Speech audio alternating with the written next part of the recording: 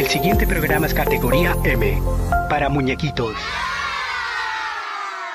¿Cómo están los muñequitos? Yo espero que súper bien, porque... Yo, gracias a Dios, estoy bien. Bienvenidos a la nueva sección de Podcast Chombales. La parte buena de esto es que aquí no me tienen que ver, solo escuchar. Ahora, no creas que por eso no voy a hablar paja. Aquí también vamos a hablar paja de vez en cuando, porque de esa no te vas a librar así de fácil. Todo eso viene en el paquete, muñecos. O sea que el día que ustedes escuchen al Chombo sin hablar paja, eso quiere decir que no soy yo. Me clonaron o alguna vaina rara pasó. Bien, vamos a entrar en materia. Voy a aprovechar este primer podcast para responder preguntas que normalmente no haría un video para responderlas. Voy a responder 3 preguntas que me parecieron interesantes, preguntas que me han hecho a través de comentarios o DMs en mis redes sociales. Entonces, cuando yo responda una pregunta, si es de música, lo estoy haciendo desde el punto de vista de los 30 y tanto de años de experiencia en el tema como DJ, productor musical, etc. Y si no es de música, lo estaré haciendo desde mi experiencia de más de medio siglo de estar encarnado en este planeta. Entonces, vamos con la primera pregunta que no tiene aparentemente nada que ver con música, pero sí tiene que ver con Te lo dijo el Chombo. Primera pregunta. Alguien me preguntó algo que quizás muchos de ustedes también se estén haciendo la misma pregunta y no tengan ni puta idea de por qué yo lo hago. Dice, Chombo, ¿por qué nos dices muñequitos? O sea que de todas las opciones que yo podía escoger para llamar a los seguidores, qué sé yo, señoras y señores, chicos y chicas, amigos y amigas, chombonautas, lo que sea. No, nada de eso. Escogí muñequitos. ¿Por qué? Ok, mira, esa respuesta sería algo filosófica y profunda, porque en realidad no sería así de fácil como decir, bueno, yo les digo muñeco por un tema de cariño y ya, no. Hay una razón detrás de eso y es la forma en que yo veo el mundo humano. Y quizás tú no estés de acuerdo conmigo, pero así es como lo veo yo. Yo le digo a todos los seres humanos muñequitos, porque en realidad eso somos. Mientras que nosotros estamos aquí, somos muñecos. Muñecos de carne y hueso, pero muñecos. Déjame ver cómo te lo explico para que entiendas para dónde voy con esto. Sígueme. Nosotros nacemos de una mujer, porque no existe otra forma, según las leyes del universo y la naturaleza. Fíjate que si quieres usar la palabra Dios lo puedes hacer sin ningún problema, porque todo eso quiere decir lo mismo. Ok, ya dicho esto, nacimos. Somos unos muñequitos pequeños que lloran, comen, duermen, cagan, duermen más, van a la escuela, etc. O sea, aprendemos para después dedicarnos a algo, o sea, trabajamos para poder cumplir con el patrón que se nos impuso de ganar una vaina que se llama dinero para entonces pagar cuentas y bla, bla, bla. Ya tú sabes todo lo demás. Uy, ahora, un análisis chombal. Hey, después de todo, una vaina que yo nunca entendí es por qué si somos la especie más inteligente, entre comillas, del planeta, ¿por qué tenemos que ganar dinero para comer? O sea, ¿cuándo tú has escuchado que un camello tiene que ganar dinero para comer? O un león o una... No, nada más nosotros. Entonces, para hablarte claro, yo ni siquiera estoy seguro de la inteligencia esa que decimos que tenemos. Ahí está, análisis chombal. Bueno, siguiendo acá. Al final del día, lo que normalmente sucedería es que conocemos a una muñequita con la que vamos a tener más muñequitos para repetir el patrón hasta que un buen día los muñecos dejamos de respirar y nos morimos. Entonces, fíjate que cuando eso sucede, cuando nosotros morimos y retornamos a la fuente original, ese vestido, ese cascarón, ese disfraz biológico que queda sin movimiento, sin respirar, sin vida, eso es un muñeco. Mientras estuvo con vida, ese muñeco tuvo un nombre, un apellido, una personalidad, una serie de acciones que tuvieron reacciones, nació, creció, aprendió, se reprodujo y se fue a la verga. Aunque para mí, no estoy diciendo que para ti tiene que ser lo mismo, es solo para mí. O sea, para mi forma de verlo. Y ya con esto voy a cerrar la respuesta. Nosotros en realidad no somos ese muñeco. Ese muñeco es como solamente un actor en una obra teatral que duró menos de lo que va a durar este podcast. Pero bueno, como no me quiero poner muy filosófico, ni muy profundo, ni me quiero meter con la creencia de nadie, podemos hablar de esa vaina en otra ocasión. Segunda pregunta. Chombo, yo escucho de todo tipo de música, entre paréntesis géneros. ¿Es la música de antes mejor que la de ahora? ¿O es al revés? Tengo 36 años y discuto con mi hermanito de 24 sobre este tema. Queremos saber qué opinas vos. Gracias, desde Argentina. Muñeco, mira, entendí perfectamente tu pregunta, pero hay una palabra que estorba para poderte dar una respuesta tajante como asumo que te gustaría recibir de mi parte. ¿Cuál es la palabra? La palabra mejor. Mejor es un término muy subjetivo. O sea, como que muy condicionado a un gusto personal. ¿Mejor para quién? Ya sabes que en temas de gustos nunca se llega a una verdad absoluta. Porque, ¿cómo tú le puedes decir a una persona que le gusta la ropa negra que fuera mejor que le gustara la ropa blanca? Tú no puedes hacer eso, muñeco. ¿quién es uno para decirle a otra persona lo que le tiene que gustar? Pero de todos modos te voy a dar ciertas diferencias que existían en la música de antes en comparación a la música de ahora, que quizás no responda directamente la parte esa de mejor, pero sí te puede dar una idea de por dónde anda la vaina y de ahí tú sacas tus conclusiones. Lo primero es que tendríamos que dividir la música de ahora en dos segmentos. El segmento mainstream, o sea, lo que es considerado popular y es promocionado altamente por las plataformas y usualmente viene de una cantidad limitada de grupos o artistas, que son los que mantienen económicamente a las corporaciones que se dedican a eso.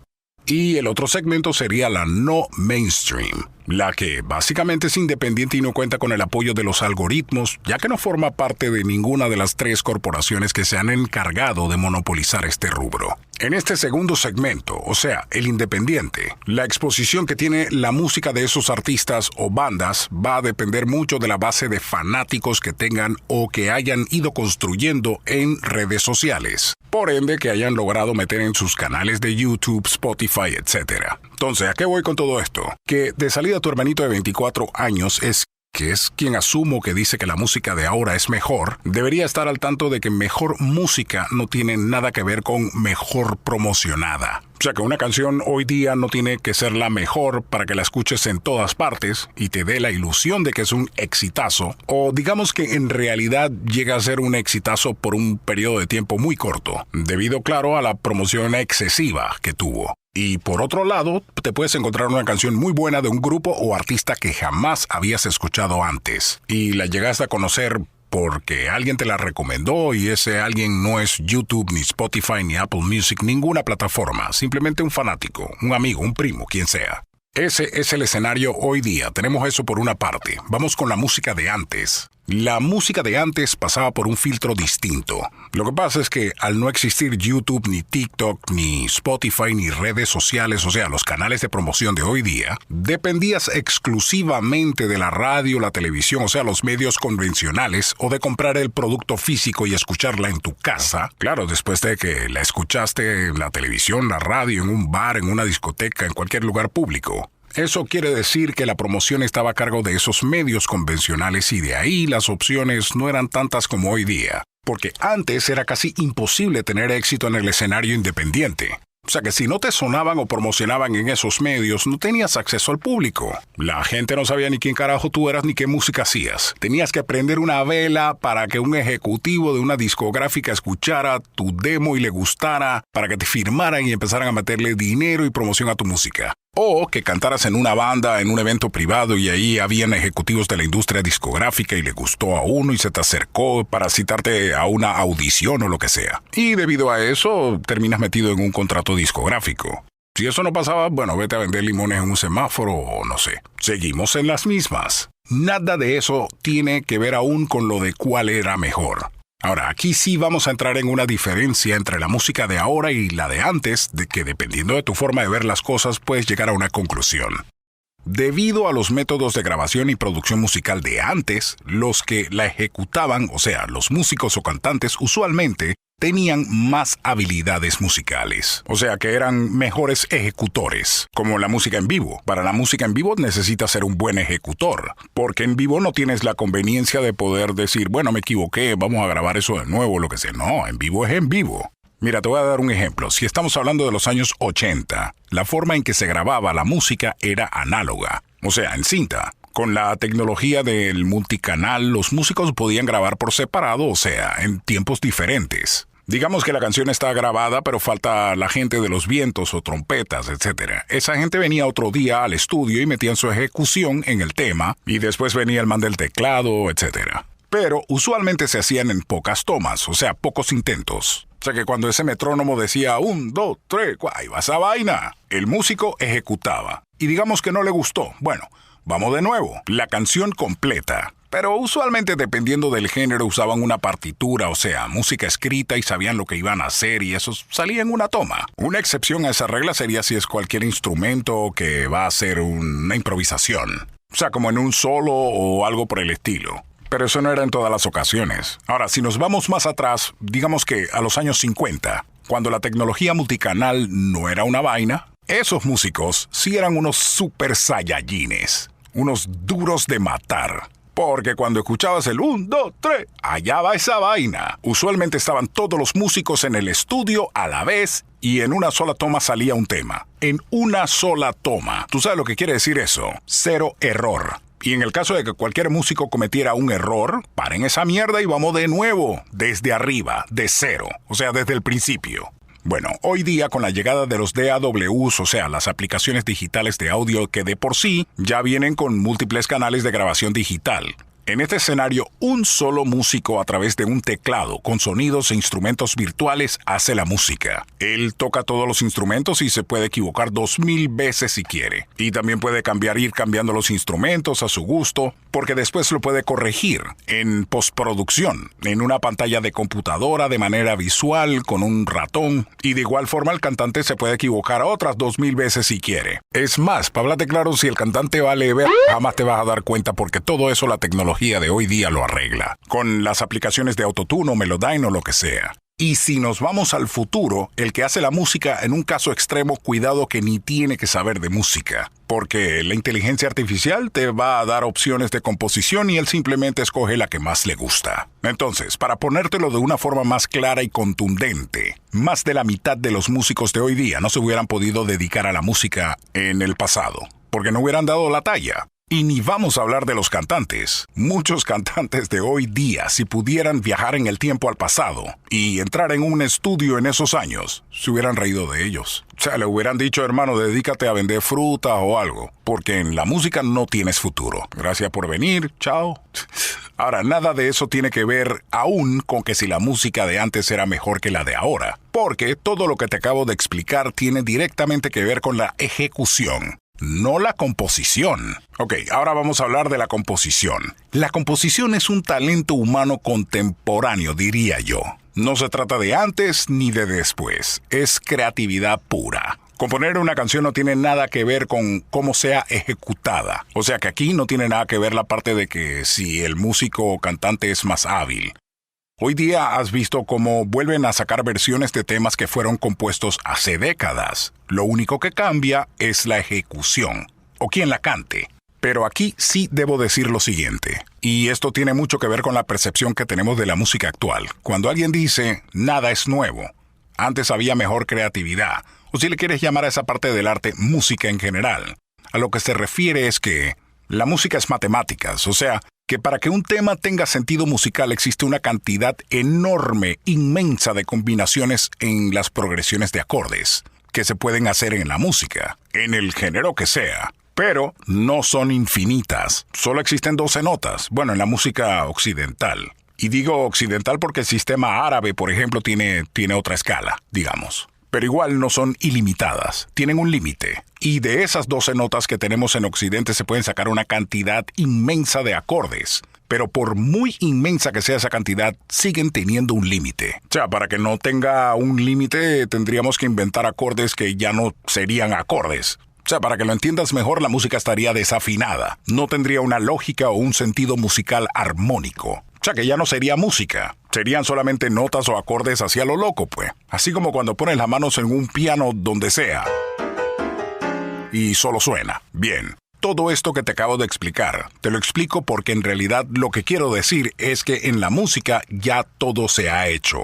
Llegamos al límite. Ahora, lo único que se puede hacer es usar lo que ya se ha hecho, pero en otros géneros, en otro tempo, con otros instrumentos, etc. Pero básicamente es la misma vaina dando vueltas. El ingrediente más importante aquí es la creatividad. Ok, te lo voy a poner así. Más o menos sería como escribir una poesía. Hay una cantidad inmensa de palabras y todo depende de cómo las uses para componer una poesía que tenga sentido. O los números. Solo existen del 0 al 9. Y allí tú compones el número que tú quieras, pero no puedes inventar números nuevos porque no existen. Bueno, la música es básicamente lo mismo. Entonces por eso se podría decir que llegamos al punto en donde en la música nada es nuevo. Porque ya todo se hizo, ya todo se inventó. Y aún así sigue dependiendo de la creatividad del ser humano, por lo menos en este momento, porque después yo no sé qué pueda pasar con la inteligencia artificial. Pero sigue dependiendo de la creatividad de un ser humano, si un tema es un éxito o no. Y muchas veces ni siquiera por la calidad de la composición.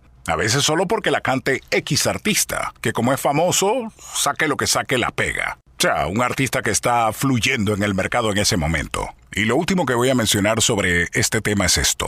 Al tratar de concluir en que si la música de antes es mejor que la de ahora, lo que en realidad estarías calificando no es tanto la música en sí, sino la cultura. Porque, al final del día, un éxito musical es eso, un reflejo de la cultura del momento. Ok, vamos con la última pregunta. Tercera pregunta. ¿Qué tal, Chombo? Te saludo en venezolano desde Nueva York. Para ti, ¿cuál sería el género musical más difícil de producir y el más difícil de tocar? Gracias. Interesante. Ok, lo primero que debo decirte es que tienen que ser géneros que solo se pueden ejecutar con instrumentos reales, o sea, no virtuales. Y yo creo que ya hemos hablado algo de eso en alguno que otro video en YouTube. Tiene que ser un género en donde tienes un pianista con un piano de verdad, o por lo menos un teclado físico. Un trompetista con una trompeta de verdad, o sea, física también, que eran esa vaina dorada con 3 teclas arriba, ¿te acuerdas? Bueno, un saxofón, una batería, etc. O sea, instrumentos reales, análogos, físicos. Porque muchas veces cuando se produce en computadora solo se necesita un músico. O sea, un solo man toca toda esa vaina. Y con eso yo no estoy menospreciando los géneros que se producen fácilmente en computadora porque tienen otras características que tampoco es que sean fáciles de hacer bien. Todos los géneros tienen su maña y sus trucos para que suenen bien. Pero es más fácil desde el punto de vista de producción. No los puedo criticar porque yo soy uno de los que produce así tipo hombre orquesta. Entonces, dentro de los géneros que solo se pueden producir con instrumentos reales, hay cualquier cantidad que en verdad no me voy a poner a enumerarlos. Que bueno, en verdad es más fácil decirte los que no. Que serían todos los urbanos y derivados, EDM, pop moderno, rap, dancehall, reggaetón, trap, drill, toda esa vaina. Para producir música en esos géneros no necesitas músicos con instrumentos reales. Con un solo músico que haga todo en un teclado MIDI basta. MIDI quiere decir, no me acuerdo, pero es un teclado que solo hace la función de hacer la mímica de la ejecución porque los sonidos salen realmente de la computadora de forma virtual. O sea que ese es un teclado que no genera sus propios sonidos de por sí. Entonces, dicho esto, respondiendo a la primera parte de tu pregunta, un género que no se puede producir de esa manera, por ejemplo, sería la salsa. La salsa, si se ejecuta totalmente en una computadora, suena a mierda. Basura. Igual sería el caso del vallenato, la bachata y casi toda la música regional o folclórica. Si las produces con instrumentos virtuales suenan totalmente sin alma, mecánicos. Mira, uno de los instrumentos musicales que el mundo virtual no ha podido replicar en su totalidad es el acordeón, por ejemplo.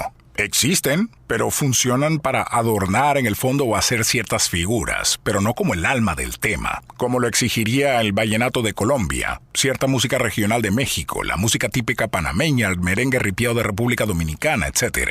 Esos son casos en donde es muy difícil que veas a un productor en una computadora tocando de manera virtual una pieza musical de esos géneros. Fíjate que te estoy hablando de la ejecución, no de la grabación. Grabar simplemente quiere decir que luego vas a reproducir lo que ejecutaste, porque quedó grabado. Y hoy día todo se graba en computadora, pero la ejecución es otra cosa. La ejecución es cuando ves a los músicos con sus instrumentos tocando en vivo en el estudio. Mira, por ejemplo, el rock. A nivel de producción y ejecución no es tan difícil porque en verdad son pocos instrumentos. El rock se trata de guitarras eléctricas, bajo, batería y ya. Y si quieres ponerte más pop o progresivo le metes un teclado. Pero ya. Pero eso sí, tiene su ciencia para que suene bien. En verdad todos los géneros tienen su ciencia para producirlos correctamente. Pero bueno, entonces retornando a tu pregunta, muñeco.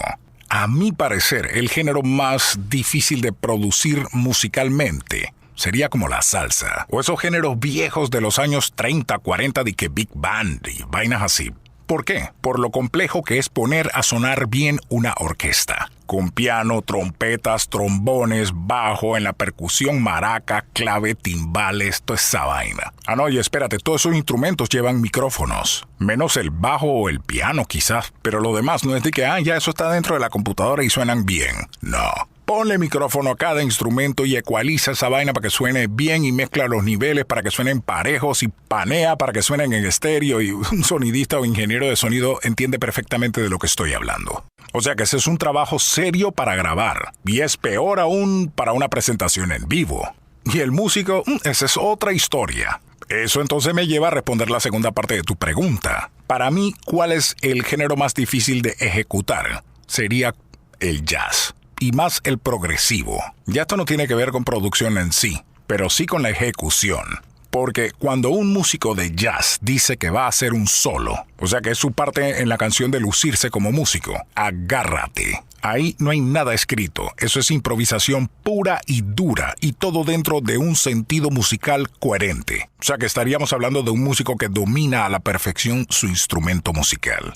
La música, como ya les he dicho, es matemáticas. Pero hay estilos de jazz en donde 4 más 4 el músico te lo pone a que dé 9 y sigue sonando bien. Entonces, claro, con eso creo que puedes entender por qué el jazz no es mainstream o de corriente popular. Porque no es fácil de ejecutar. Y en verdad es más bien como música de ambiente, más que de fiesta. La versión de fiesta del jazz sería como la salsa, porque llevan más o menos el mismo principio en cuanto a los músicos que la ejecutan.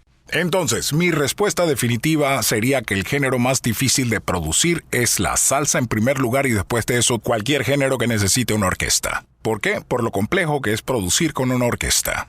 Y el más difícil de ejecutar sería el jazz. Bueno, hasta aquí vamos a llegar por ahora con este podcast. Honestamente, agradezco mucho que me hayas dedicado estos minutos de tu vida. Sí, porque en verdad tú pudiste estar haciendo cualquier cosa, pero decidiste estar escuchándome hablar huevadas. Seguiré sacando más episodios de estos que no existen en mi canal de YouTube. Así que cualquier duda que tengas, me lo dejas en los comentarios y poco a poco iré